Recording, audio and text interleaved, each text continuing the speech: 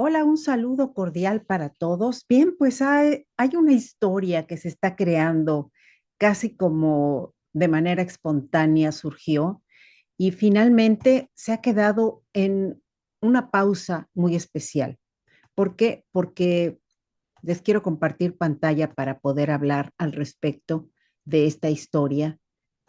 Es pequeña aún, realmente solamente tiene 6 entradas en el blog.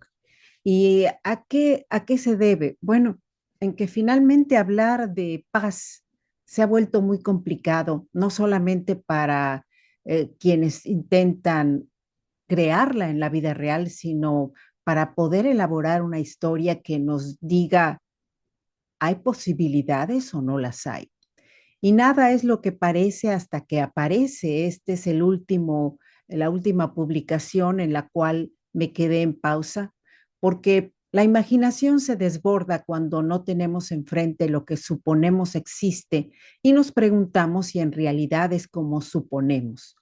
Y todo esto se desarrolla a partir de una historia mítica en la cual si uno se pone a analizar lo que en la realidad está pasando, nos podemos quedar pensando qué tanto de lo que nos dicen, lo que llega hasta nosotros, es realmente lo que está sucediendo. ¿Y por qué es tan difícil que en un siglo de tanta tecnología, de tanta evolución, todavía nos quedemos con la idea de por qué es tan difícil que la gente deje de ser violenta una con la otra?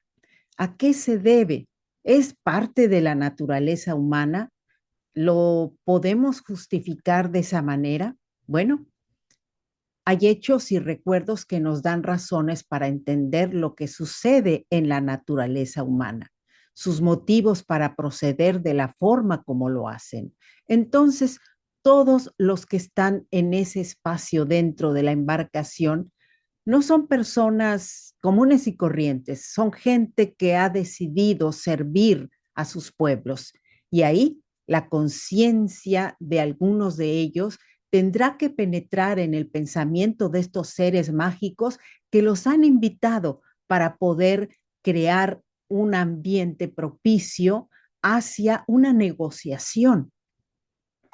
Y si vemos el mundo, no está logrando esa negociación. La idea de la historia es poder centrarnos en qué posibilidades tenemos como humanidad para hablar de paz, para entendernos en esos términos y qué tan difícil es cuando la memoria genética de todos nosotros ha evolucionado dentro de una argumentación constante donde existe la guerra, existe la paz. Y no puede existir la paz sin la guerra, como no puede existir la noche sin el día. ¿A eso podríamos llegar? ¿A justificarlo de tal forma? Bueno, parece ser que está complicado porque encontrar las respuestas va a ser difícil. Podría elaborar una serie de contextos y de espacios en los cuales yo me imagino, como lo he hecho en algunos libros, de qué manera la gente podría llegar a una solución y considerarla viable. Pero salir un poco de la ficción y adentrarnos en la posibilidad real es lo que cuesta trabajo. Y bueno, de esto es lo que les quería hablar el día de hoy. Y la historia, pues incluso ya tiene un tentativo nombre del cual no quiero hablar todavía porque probablemente cambie. Y pues imaginar todo esto es verdaderamente complicado porque vemos las guerras por las cuales ha atravesado la vida en el globo terráqueo, qué tan crudas han sido. Y sin embargo, sigue siendo un recurso, sigue siendo algo que la gente dice, hay que, hay que mantenernos en ese tono de poder apreciar a la vida siempre y cuando tengas un arsenal que te diga que puedes hacerlo. Mm, en serio.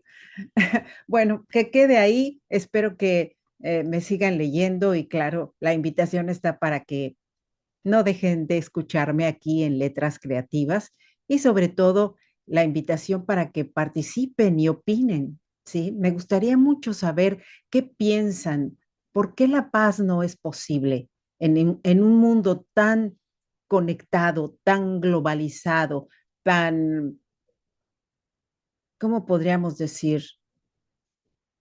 Civilizado. Bueno, analícenlo y si tienen algo que comentarme, pues me dará mucho gusto escucharlos. Hasta pronto.